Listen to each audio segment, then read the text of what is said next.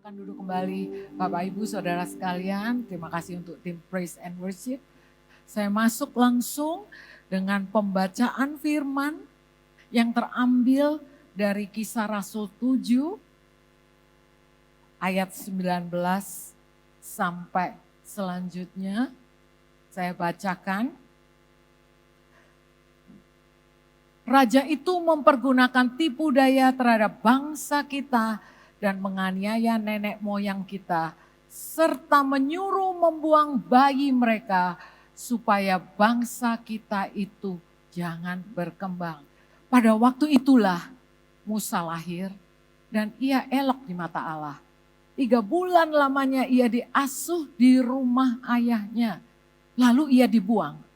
Tetapi putri Firaun memungutnya dan menyuruh mengasuhnya seperti anaknya sendiri. Dan Musa dididik dalam segala hikmat orang Mesir dan ia berkuasa dalam perkataan dan perbuatannya. Saya mau bacakan ayat 7:22, tapi dalam terjemahan lain dikatakan gini. Maka Musa diajar tentang segala ilmu orang Mesir. Dia sangat hebat dalam berbicara dan bertindak. Ayat 23. Pada waktu ia berumur 40 tahun, timbullah keinginan dalam hatinya untuk mengunjungi saudara-saudaranya, yaitu orang-orang Israel. Ketika itu ia melihat seorang dianiaya oleh seorang Mesir. Lalu ia menolong dan membela orang itu dengan membunuh orang Mesir itu. Ayat 25.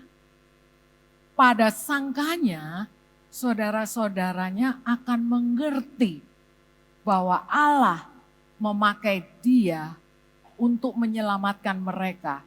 Tetapi mereka tidak mengerti. Pada sangkanya saudara-saudaranya pada sangkanya Musa berprasangka bahwa saudara-saudaranya akan mengerti bahwa Allah memakai dia, Allah memakai Musa untuk menyelamatkan orang Israel yang teraniaya, yang diperbudak oleh orang Mesir. Tetapi mereka tidak mengerti. Tetapi orang Israel yang dibantu oleh Musa, mereka tidak mengerti. Judul khotbah saya hari ini adalah ketika saya tidak dimengerti, ketika saya salah dimengerti, ketika saya salah mengerti dan juga saya memang bisa disalah mengerti, tetapi saya juga bisa. Memang saya bukan salah dimengerti, saya salah mengerti. Maksud saya tema khotbah saya itu tentang salah mengerti. Ceritanya udah jelas itu tentang Musa. Tadi saya sudah bacakan sekilas, saya ambil bacaan firman itu dari Kisah Rasul. Sesungguhnya kita harus baca aslinya itu di Keluaran 1.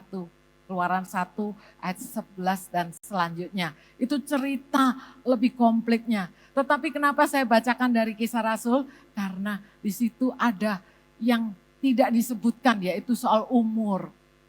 Ternyata Musa bayi yang 3 bulan pertama itu lahir dan lahir di masa penindasan di mana ada perintah untuk semua bayi laki-laki harus dibunuh. Kalau perempuan enggak apa-apa. Bahkan Raja Firaun waktu itu mengatakan, memerintahkan, memberi perintah kepada bidan-bidan yang melayani wanita Ibrani untuk melahirkan, diberi perintah khusus. Pokoknya kalau wanita Ibrani, ibu hamil itu melahirkan anak laki, langsung dibunuh. Firman Tuhan dikatakan di Keluaran bahwa bidan-bidan tersebut takut akan Tuhan.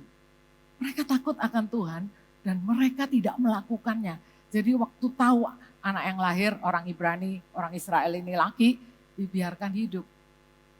Orang-orang wanita bidan yang takut akan Tuhan ini mengerti ya kehendak Tuhan, takut akan Tuhan. Tetapi poinnya takut akan Tuhan tidak membebaskan engkau dari intimidasi, ancaman kehidupan. Karena ternyata Raja Mesir marah dan tanya, kenapa kamu kok enggak bunuh? Kalau ditanya, kan saya suruh bunuh, kok masih ada bayi lahir laki-laki? Dan mereka menjawab, bidan-bidan itu menjawab, oh karena wanita Ibrani orang Israel itu beda. Enggak seperti wanita lainnya, mereka itu kuat. Jadi waktu saya datang bayinya udah lahir, jadi enggak sempat dibunuh. Ini berbicara mengenai suasana di dalam satu masa kegelapan. Orang Israel itu mau diturunkan jumlah populasinya karena mereka bertambah banyak. Dan termasuk salah satunya yang ditargetkan adalah seorang bayi Musa. Tapi apa yang terjadi? Kan Bapak Ibu sudah tahu ceritanya. Yang kita sering dengar ceritanya adalah akhirnya setelah 3 bulan tidak mungkin kita itu nyimpen bayi 3 bulan tanpa diketahui. Karena nanti dia akan bertumbuh besar. Siapa yang menyangka? Bayi yang diletakkan oleh orang tuanya. Saya merasa ini pengasuhan parenting yang luar biasa ya. Orang tuanya kalau tahu anaknya bakal dibunuh tapi dia tidak membuangnya di kali untuk dibunuh. Tapi ditaruh di sebuah rotan yang dibuat waterproof. Dan firman Tuhan katakan memang benar, emang dibuang sih. Tapi dengan hikmat dari Tuhan. Keranjang itu diletakkan di antara alang-alang ya, yang akhirnya tersangkut di situ ada alang-alang jadi tidak terbawa arus dan tidak hilang. Dan orang tuanya menyuruh kakak dari bayi ini untuk menjaga yaitu Miriam. Kamu lihat ya nanti apa yang terjadi. Singkat cerita, hari ini dari pembacaan firman aja. Orang tuanya itu membuang anaknya tapi dengan hikmat. Karena saya tahu hati mana orang tua yang mau melihat anaknya mati terbunuh. Tetapi bagaimana seorang tua bisa merubah kehidupan bayi itu tanpa tangan Tuhan. Dan karena apa yang direncanakan oleh Raja Mesir itu membunuh bayi itu adalah sesuatu yang terjadi. Dan puji Tuhan, bayi yang dibiarkan tersangkut di alang-alang di dalam rotan itu satu kali timingnya tepat ya. Pasti waktu naruh itu hikmat Tuhan ada pada mereka orang tuanya. Karena satu kali di jam yang tepat, di waktu yang tepat, di tempat yang tepat, datanglah putri Firaun. Datang bersama dayang-dayangnya untuk mandi di kali tersebut. Di sungai tersebut. Dan disitulah putri Firaun, dayang-dayangnya menemukan, putri Firaun menemukan, dan putri Firaun mengatakan, oh ini pasti bayinya orang Ibrani. Putri Firaun tahu, ini yang harusnya mati dibunuh, tetapi Tuhan sanggup mengubahkan hati putri Firaun, sehingga dia berkata, aku mau anak ini. Ya, aku mau. Ambil anak ini. Dan di saat yang tepat dia memberi nama itu Musa. Itu yang memberi nama itu putri Firaun loh. Yang artinya diangkat dari air. Dan di saat juga itu waktu diangkat itu, maka kakaknya dari Musa, bayi Musa ini berkata ya, dengan sigapnya Miriam berkata, bolehkah saya mencarikan perempuan Israel yang dapat menyusui bayi ini bagi tuan putri? Itu kan pertanyaannya di saat yang tepat. Maka bukan saja keluarga atau ayah ibu keluarga dari Musa ini mendapatkan favor dari Tuhan. Anaknya tidak mati terbunuh, tapi favor yang langsung dapat adalah putri Firaun katakan iya bahwa rawat, saya akan bayar semua biaya perawatannya. Luar biasa apa yang direncanakan jahat oleh orang sekitar kita, oleh musuh, oleh keadaan sekalipun. Tapi ingatlah bahwa Tuhan tuh punya rencana atas setiap kita. Saya percaya kisah Musa ini menggambarkan juga untuk kita semua yang mungkin saat ini sedang menghadapi masa-masa yang sulit. Memang benar khotbah saya tentang salah dimengerti dan salah mengerti, tetapi ada 3 poin yang saya mau katakan bahwa sebagai anak Tuhan, maka kita ini sebetulnya punya 3 tugas yang Tuhan berikan, yaitu mencari sampai menemukan, terus mengikuti dan menuntaskan atau menyelesaikan panggilan Tuhan dalam hidup kita. Khotbah ini berbicara tentang bagaimana Musa yang mencari dan menemukan dan mengikuti dan bagaimana dia menyelesaikan panggilannya. Tapi hari ini cuman bagian yang pertama, yaitu mencari dan mengikuti yang saya mau bahas. Pertama, saya pakai bahasa Indonesianya tapi PowerPoint di dalam bahasa Inggris itu terjemahan dari The Message. Pertama adalah kita akan mencari hingga menemukan. Kalau Musa dalam hal ini, dia waktu dia kecil, dia diterima kembali oleh ibunya. Saya pastikan dia waktu itu pasti orang tuanya mengajarkan, memberikan firman Tuhan, Taurat Tuhan pagi, siang, malam, sambil duduk, sambil berjalan. Pasti ibu bapaknya katakan, Musa, kamu ini cuman sementara di keluarga ini. Tapi engkau punya satu tujuan hidup yang luar biasa, Musa. Meskipun masih bayi, saya membayangkan bahwa pasti orang tuanya berkata, nanti satu hari kelak kamu tinggal di istana. Kamu adalah anaknya raja, tapi kamu itu orang Israel. Kamu tuh bangsa Ibrani. Kamu bukan orang Mesir, tapi kamu terpilih untuk menunaikan satu tugas panggilan hidup yang mulia. Harusnya kamu udah mati. Tetapi kamu tetap akan menjalankan tugasmu membela orang Israel. Karena Tuhan akan memakaimu untuk menjadi orang yang membebaskan bangsa Israel. Saya bayangkan papa mamanya dari Musa ini memberikan kata-kata ini kepada Musa sebelum dia dikembalikan. Setelah cukup umur selesai disapih, maksudnya udah cukup tidak perlu disusui kembali, maka Musa ini diserahkan kepada putri Firaun menjadi anaknya. Tadi kisah 7 yang saya baca tadi kan cepat sekali.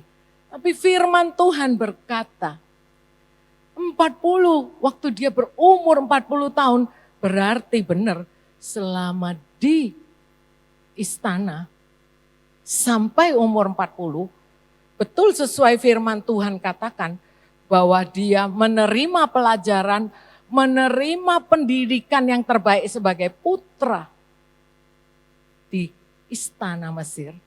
Pasti dia menerima pelajaran, pengajaran, teori, dan dikatakan waktu umur 40 itu, dia tuh berjalan, ada suara hati yang mengatakan kamu lihat bangsamu.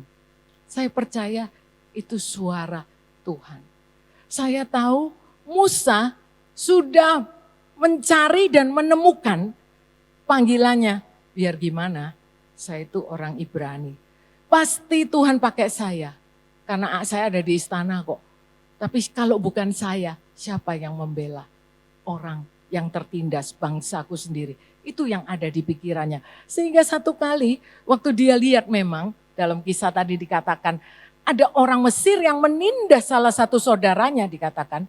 Karena dia nganggap justru orang Ibrani itu yang saudaranya. Dia nggak terima. Dia nggak terima dan dia bunuh orang Mesir itu. Dan di Keluaran itu dikatakan dia melihat ke kanan dan ke kiri nggak ada orang. Dibunuh dan dikuburkan, digali, ditutup. Jadi tidak ada orang yang tahu. Sampai akhirnya Satu saat ketahuannya gimana tahu nggak? Ketahuannya justru satu kali dia jalan-jalan lagi. Sekarang giliran dia melihat dua orang bangsanya sendiri, saudaranya sendiri yang sedang bertengkar. Bani Israel sama-sama yang dia anggap saudaranya. Dan dia baik-baik menasehati. Dia menasehati yang salah. Dia katakan yang salah itu, kamu jangan begitu. Kita ini di tanah orang, kamu tuh, ya dia katakan kamu tuh salah. Jangan memperlakukan saudaramu sendiri seperti itu. Ini menasehati saudara sendiri. Nah, mungkin bayangan Musa, loh aku ini orang yang berkuasa di sini. Aku tinggal di istana. Tetapi kalau dibaca tadi, kalau bisa kembali di Kisah Rasul 7 ayat 25, 26 dan seterusnya. Itu dikatakan demikian. Bahwa setelah ditegur begitu saudaranya nggak terima. Saudaranya katakan apa? Siapa kamu? Gitu. Emangnya kamu siapa? Dikatakan, emangnya kamu siapa? Terus orang itu yang katakan, kamu ada hak apa untuk menghakimi kamu? Emangnya kamu mau nanti kami ini dibunuh seperti dulu engkau membunuh orang Mesir itu. Jadi sebetulnya masalahnya itu ketahuan juga. Berita yang kita kadang tutup-tutupi, perbuatan yang kita anggap gak ada yang melihat. Ternyata ada yang melihat. Dan yang melihat tuh saudaranya sendiri, orang Israel sendiri, bangsa Ibrani sendiri. Tapi tidak Musa menegur salah satu saudaranya. Dan disitulah yang tadi ayat yang saya bacakan yang Kisah Para Rasul 7 ayat 25 yang dikatakan. Ia menyangka saudara-saudaranya akan mengerti bahwa Allah memakai dia. Jadi Musa ini sedih, dia pikir wah saudara-saudara ngerti ya sebetulnya aku ada di sini untuk membela. Tetapi mereka tidak mengerti. Dan katanya setelah itu bacaan selanjutnya adalah setelah ketahuan itulah, setelah orang saudaranya itu mengatakan, emangnya kamu jadi hakim atasku? Kamu tahu yang membunuh. Loh lari Musa. Musa lari. Melarikan diri. Saya rasa melarikan diri bukan hanya takut itu tersampaikan, ketahuan itu bisa dari bangsa Israel sampai ke kerajaan, bukan itu. Tapi dia juga lari karena dia tahu, waduh saya udah salah melakukan sesuatu. Meskipun saya dipilih Tuhan untuk menjadi seseorang yang akan menyelamatkan. Tapi saya salah mengerti, saya salah bertindak. Kadang-kadang kita mengerti seperti Musa ini, dia udah tahu loh kehendak Tuhan. Dia adalah yang dipakai Tuhan untuk menjadi orang yang berkuasa yang bakal menyelamatkan. Tapi ceritanya satu tindakan salah, ya, satu tindakan salah itu membuat orang itu bisa berlari dari kebenaran. Dia berlari karena takut. Saya mau katakan Tuhan itu tidak kaget lihat Musa lari. Tuhan enggak kaget, enggak marah.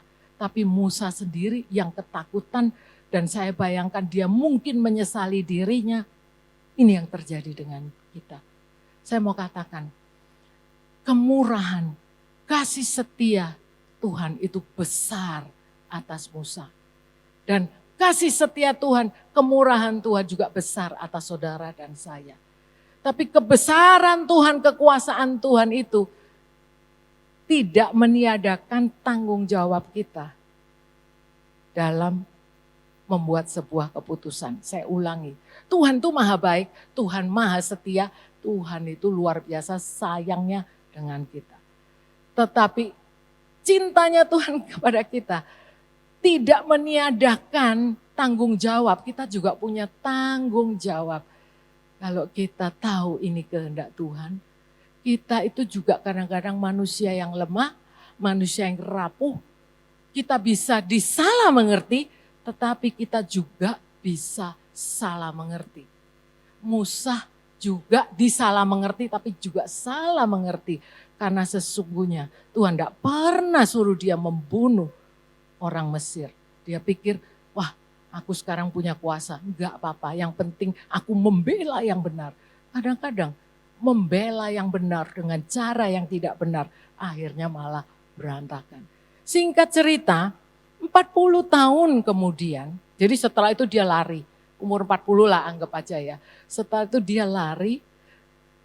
Di dalam perjalanan lari tersebut, maksudnya lari melarikan diri, sampailah Musa di Keluaran itu dibaca selanjutnya di tanah Midian. Di tanah Midian ini Musa bertemu dengan 7 gadis-gadis yang adalah sebetulnya anaknya Imam Yitro yang sedang mengambil air zaman dahulu. Air harus ambil di sumur, air tuh digotong di dalam tempayan dan sekalian binatang-binatang itu diberi minum air. Waktu gadis-gadis di Midian ini sedang bekerja mengambil air, ada gembala-gembala yang gak seneng melihat gadis-gadis 7 ini, gak seneng. Terus terjadilah gadis ini dikejar-kejar istilahnya. Gadis ini diintimidasi dan pas Musa itu lewat dan sampai di tanah tersebut. Dan Musa apa yang dilakukan? Musa membela lagi. Musa itu memang punya panggilan khusus. Membela orang yang lemah. Dia lihat gadis-gadis ini dan dia bela. Nah gadis ini pulang kembali ke rumah orang tuanya dan bapaknya bilang kok hari ini kamu pulangnya lebih pagi ya. Benar kata anak gadis itu karena ada seorang Mesir. 7 gadis ini di tanah Midian mengatakan ada orang yang bantuin sih. Nah dari situ ceritanya papanya bilang kenapa kamu gak panggil dia? Mari masuk ikut makan. Diundang karena sudah membantu menyelesaikan masalah, gadisnya udah ditolong, dilindungi dari intimidasi gembala-gembala yang mencoba untuk melukai gadis-gadis ini. Itu ceritanya. Akhirnya dalam pelarian pun Musa bisa ketemu jodohnya. Bapak Ibu sekalian, bagi yang sedang menunggu jodoh, tidak lari gunung dikejar. Saya pernah dengar itu, tidak lari gunung dikejar, benar ya. Tapi benar dalam keadaan lari karena menyelamatkan diri itu pun Tuhan tuh punya rencana enggak sih? Punya. Kadang rencana Tuhan tuh enggak terpikirkan ya. Pasti Musa enggak mikirin calon istri apa. Dia memikirkan keselamatannya. Mikirin aduh aku ini dulu di istana sekarang aku jadi pengembara. Tidak punya tempat. Tapi Tuhan siapkan. Yitro, papa dari Sipora, itu akhirnya memberikan Sipora kepada Musa. Yang menjadi akhirnya istrinya. Itu singkatnya begitu. Nah di dalam keluarga ini saya enggak cerita detailnya. Sampai akhirnya Bapak Ibu tahu ceritanya yang api di semak yang tidak terbakar. Jadi ceritanya, saya enggak baca detail di sini, tapi Bapak Ibu baca di rumah. Musa ini menggembalakan kambing, domba di bawah pimpinan Yitro, mertuanya. Mertuanya ini yang memberikan cara-cara, prinsip manajemen. Bagaimana supaya kamu ngatur, itu tuh prinsipnya Yitro tuh. Tapi bukan di sini maksud saya untuk menjelaskan. Saya mau katakan waktu satu hari dia sedang berjalan dan ketemu semak yang terbakar. Maksudnya ada apinya tapi nggak terbakar, ini dia. Ini aneh dan ajaib, ada api tetapi semaknya tidak terbakar. Bapak Ibu tahu waktu itu Musa berumur berapa waktu dia melihat. Ini yang saya kadang belum tentu semua tahu. Itu Musa berumur 80 tahun. 80 tahun. Jadi 40 tahun tinggal di istana. Jadi ini istana. Dari istana pergi ke belantara, ke hutan, ke tanah yang lain. Hidup yang berbeda dari putra raja menjadi seorang gembala. Ya, gembala. Tapi waktu umur 80, Tuhan tetap mengingatkan janjinya yang mana belum terjadi. yaitu untuk Musa kembali ke Mesir. Kembali Musa. Disitulah kan ceritanya, di semak itu Musa mendengar, engkau akan aku pakai untuk menjadi orang yang membebaskan. Membebaskan siapa? Bangsa Israel. Di situ terjadi dialog. Bapak Ibu kalau tahu dialognya, nggak mungkin. Mereka menolak saya kok saya pernah. Bagaimana saya mau kembali kepada nomor satu, ada dua musuh. Musuhnya adalah kerajaan itu sendiri adalah musuh. Dulu dia anaknya, sekarang dia buronannya. Dan kedua musuhnya adalah orang Israel sendiri. Yang mencelakakan dia, yang dia rasa dulu dia adalah juru selamat mereka. Tapi mereka tidak mengerti, malah dibully kan Musa. Dia merasa aduh, dua kelompok orang yang saya lari atau hindari, sekarang saya harus membebaskan mereka. Musa punya 1000 alasan, enggak 1000 sih, banyak alasannya. Dikatakan aku tidak sanggup, aku tidak layak, aku tidak pandai bicara. Pokoknya dia enggak mau. Bapak Ibu sekalian, hari ini saya enggak tahu apa yang terjadi. Musa yang kita kenal dengan orang yang sangat lembut hatinya. Benar ya? Firman Tuhan katakan bahwa tidak ada orang yang selembut hatinya seperti Musa di muka bumi ini. Lembut. Tapi lembut dalam arti bukan lemah gemulai. Lembut dalam arti meek. Lembut yang rendah hati. Lembut yang tidak sombong. Lembut tapi kuat. Itu Musa, firman Tuhan katakan. Dan Bapak Ibu tahu, dia mengatakan, Tuhan mengatakan Musa adalah orang yang paling lembut. Dan saudara tahu, yang menulis ayat tersebut, itu ada di kitab, 5 kitab pertama, itu karangan tulisannya Musa. Benar, Musa itu menulis semuanya 5 kitab pertama itu. Dan dia menulis. Saya rasa dia kalau tulis ya journaling, Tuhan bilang, Musa adalah orang yang paling lembut di muka bumi ini. Saya kalau jadi Musa, suruh nulis gitu, saya merasa, saya kalau nulis gini nyombong lah ya. Nyombong, saya paling. Tapi saudara sekalian, ternyata rendah hati itu adalah tidak menambahi atau mengurangi apa yang Tuhan katakan dalam firman-Nya tentang dirimu. Wow. Jadi kalau engkau Tuhan katakan, Musa, engkau orang paling lembut yang ada di muka bumi. Kalau Musa itu merasa rendah hati dan rendah diri, nanti orang ngomong apa aku ini kok menyombongkan. Maka dia bisa hapus itu. Tapi kerendahan hati ternyata adalah kita sepakat dengan Tuhan. Kita terima, tidak ditambahi, tidak dikurangi. Ini juga berlaku bagi kita semua. Musa, waktu di dalam istana, dikatakan kan tadi ayatnya bahwa dia diperlengkapi dan dia sangat berkuasa, sangat mahir, sangat berpengetahuan dan sangat cepat bertindak. Maksudnya anything itu semua baik. Dia bukan lemot, dia baik. Dia bisa melakukan dengan baik. Tetapi perjalanan kehidupannya yang dari istana dan pindah situasi, saya mau katakan merubah dia. Karena firman Tuhan dia katakan, Tuhan, aku gak bisa ngomong. Aku tidak pandai bicara. Bagaimana mereka mau mendengarkan aku? Seakan-akan dulu Musa tahu dia punya otoritas sebagai anaknya penguasa. Dan dia tahu ada otoritas, ada kuasa. Dia sekarang katakan, mana ada aku ada kuasa. Kalau itu adalah juga pertanyaan dari Bapak Ibu Saudara sekalian. Saya mana ada punya otoritas, punya kuasa. Karena saya melihat sesuatu yang saya lihat di mata saya adalah hal yang mustahil, semua tantangan yang besar, musuh yang menghadang, situasi yang gak masuk di akal, yang saya sendiri gak tahu bagaimana menghadapinya.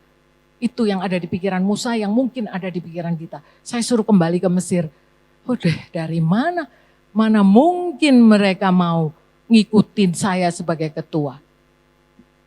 Saya mau katakan, kalau kita sudah menemukan, udah mencari sampai menemukan, dan mau mengikuti kehendak Tuhan. Jadi yang kedua itu mengikuti. Ada hal yang membuat kita itu gagal mengikuti. Karena apa? Kita tidak sepakat, kita lupa, dan kita merasa tidak layak. Disitulah Tuhan mengatakan kepada Musa, itu ambil ularnya, ambil ular, ada ular, ambil ularnya, pegang ekornya. Musa ini orang yang taat, harusnya kalau ular itu dipegang ekornya, dia akan mencaplok kita. Megang ular maksudnya megang binatang yang berbisa kan, kalau yang mulutnya nanti menghadap kita, kita yang hancur. Tetapi Musa di saat dia bertemu dengan Tuhan, dia ingat kembali, ini second chance, ini kesempatan kedua. Tuhan mau pakai aku, meskipun aku udah 80 tahun. Benar, dia pegang ularnya, pegang buntutnya, dan itu menjadi tongkat. Dan itulah kisah selanjutnya yang nanti akan membimbing Musa dengan penuh keberanian untuk kembali ke tanah yang dia pernah ditolak. Ke bangsanya sendiri yang pernah mengintimidasi. Dan dia kembali dengan satu kemenangan. Hari ini, saya nggak tahu apakah Bapak Ibu sekalian ada di posisi seperti Musa. Apakah engkau sedang mencari? Dan apakah engkau sudah mencari dan menemukan dan sedang mengikuti? Tapi saya percaya mengikuti kehendak Tuhan itu. Kadang-kadang jalannya dia tidak seperti jalan pikiran kita. Kita tahu rencana Tuhan lebih besar. Tapi kadang-kadang rencana Tuhan itu tidak bisa kita lihat. Seperti Musa nggak bisa lihat. Tapi tangan Tuhan tidak pernah melepas kita. Tadi lagu-lagunya mengatakan, tangan Tuhan tidak pernah lepas. Tidak pernah melepas kita. Karena sebetulnya kita sudah terhubung, sekali terhubung, tetap terhubung. Kita kadang yang melepaskan tangan, tapi Tuhan tetap memegang. Tetap Tuhan memegang. Tadi saya mau berikan sebuah ayat aja, tentang bagaimana untuk menemukan bagi yang belum menemukan. Kalau Musa udah dari kecil dia temukan karena orang tuanya memberitakan. Tapi dari hari ini kalau Bapak Ibu dengar ceritanya ini dan Bapak Ibu dengan sangat lugu mengatakan saya nggak ngerti juga tujuan hidupku apa. Kalau Musa ngerti tapi saya nggak ngerti. Engkau bisa udah berusia lanjut tapi juga belum mengerti apa tujuan hidupmu. Ada seseorang yang menemukan tujuan hidupnya, itu namanya Daud dan dia menuliskan di Mazmur 139, ini Daud bukan Musa. Tapi dia baru sadar, kalau Tuhan melahirkan aku, dengan kedahsyatannya dikatakan, kalau Tuhan itu membentuk aku, gak sembarangan rencananya. Karena buah pinggangnya, semua yang ada di dalamku itu gak kebetulan. Daud pakai kata-kata yang puitis sekali.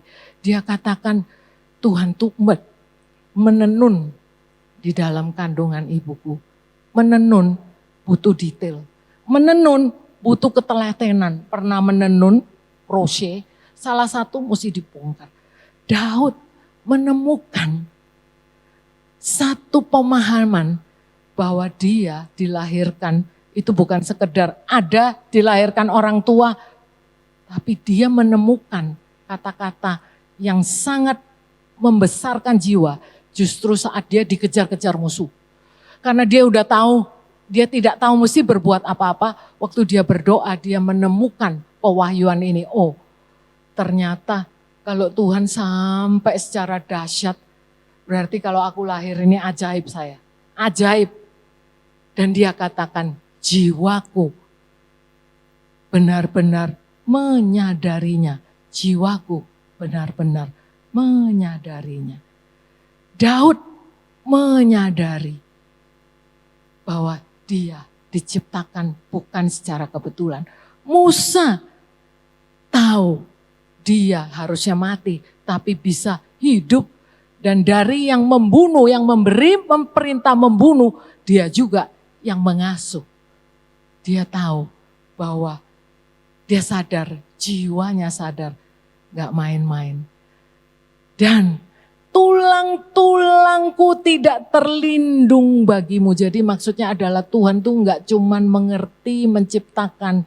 Kalau ada di sini, tahu bahwa kita kecepit. Apa suasana, situasi kecepit, atau saraf kecepit, atau otot kecepit, apapun. Saya ingat ayat ini, Tuhan, kalau tubuh saya udah sakit ya. Kalau sakit batuk, gampang doanya, Tuhan sembuhkan batuk saya. Masih enteng ya, batuk. Habis itu tinggal minum yang dingin. Tapi Bapak Ibu pernah salah urat? Kalau salah urat, imannya untuk mendoakan tuh lebih besar lagi. Karena saya nggak tahu yang salah urat tuh uratnya yang mana.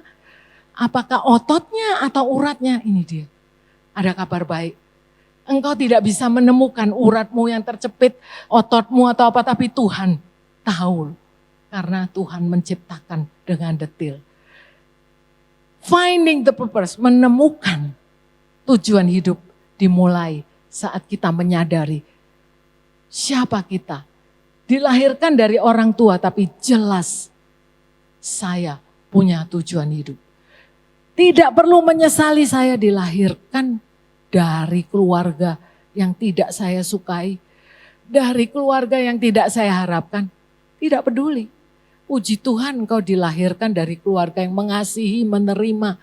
Tetapi seandainya pun engkau dilahirkan dari keluarga yang tidak menerima engkau. Puji Tuhan. Engkau menemukan tujuanmu. Pertama, temukan. Dan engkau menemukan saat engkau mencari. Engkau mencari, engkau menemukan. Nomor 1, cari dulu. Mencari tujuan hidupmu. Nah, setelah itu yang kedua, setelah tahu, maka kita juga perlu mengikuti. Saya kasih bahasa Indonesianya, mengikuti rencananya. Saya tahu di sini dengan kisah Musa, rencana Tuhan itu luar biasa. Tapi Musa salah mengerti. Benar, Musa salah dimengerti oleh saudara-saudaranya. Dia sangka saudara-saudaranya ngerti kalau dia dipakai Tuhan. Tetapi Musa juga salah mengerti waktu dia bertindak membunuh orang Mesir yang menganiaya. Kadang-kadang kita bisa loh salah mengerti. Tetapi apa yang Musa alami tidak menjauhkan tangan Tuhan untuk tetap mengembalikan posisi dia. Untuk supaya bisa menggapai tujuan yang selanjutnya. Saya mau katakan bagi Musa butuh 40 tahun setelah dia membuat satu kesalahan. Butuh 40 tahun. Sampai dia berumur 80 tahun, baru dia mendapatkan suara dari Tuhan kembali. Ini loh tujuan hidupmu, benar yang dulu, benar kamu akan dipakai menjadi orang yang membebaskan, itu benar. Kejadian yang dulu itu, mungkin kejadiannya bisa salah. Tetapi apapun yang kita alami, yang mungkin justru karena kesalahan kita sendiri, Tuhan tidak pernah lepas tangan. Amin. Tuhan tidak pernah meninggalkan kita di tempat kita salah. Kita bisa salah, tapi Tuhan tidak pernah meninggalkan kita. Hari ini saya selesaikan nanti minggu depan berseri karena waktu yang tidak cukup.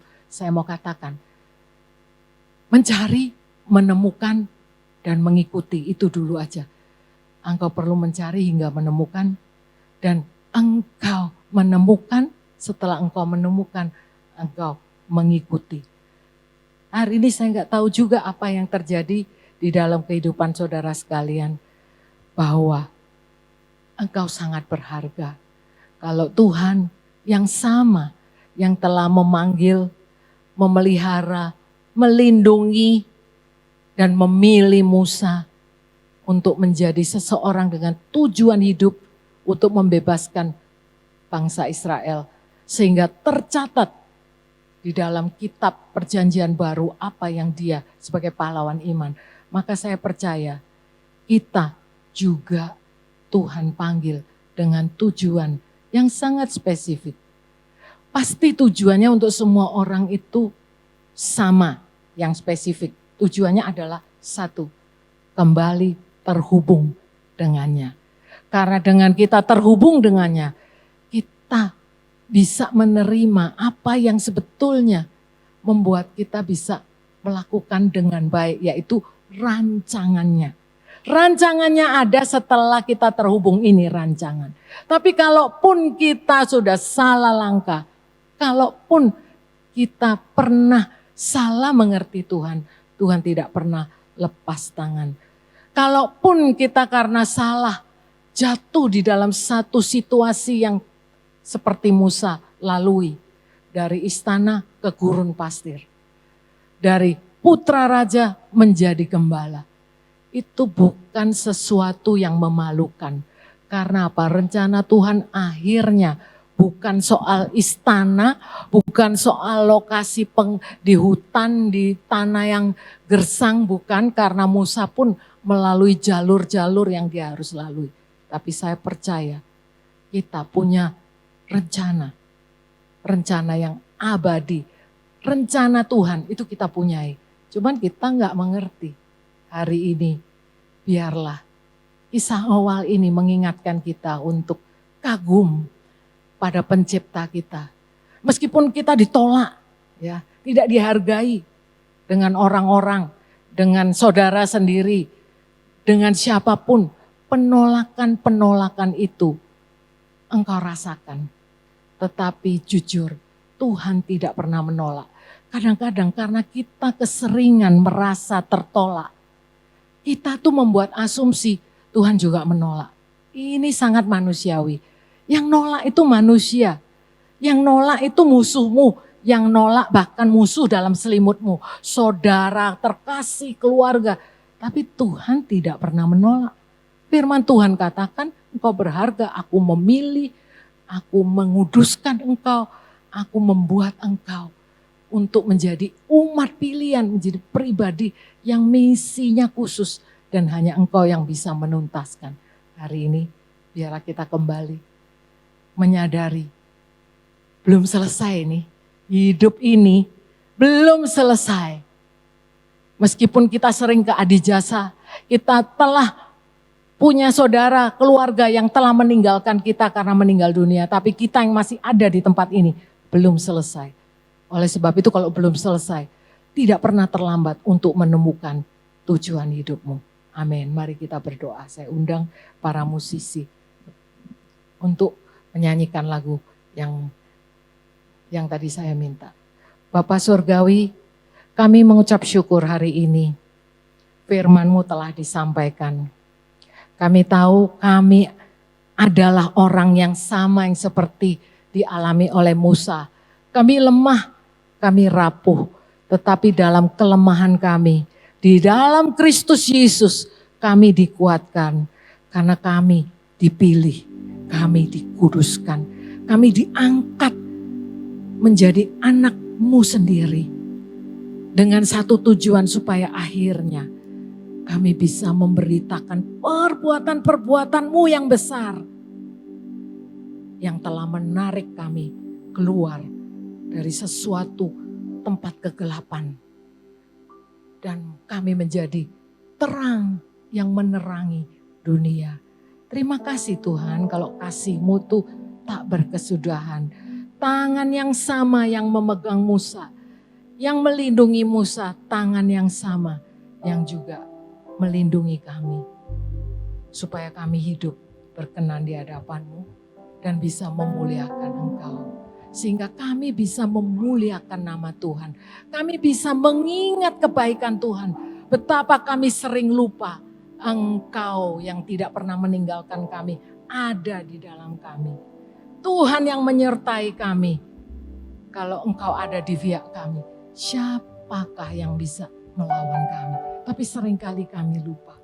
Sehingga hari ini kami menyanyikan pujian ini sebagai pengingat bahwa Engkau melakukan perkara yang besar dan Engkau begitu indah bagi kami. Haleluya.